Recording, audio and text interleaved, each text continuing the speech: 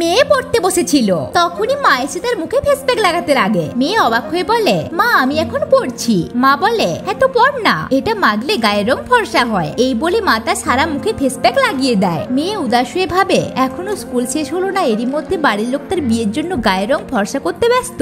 গায়ের রং তার কত নাম্বার কেটে নিল।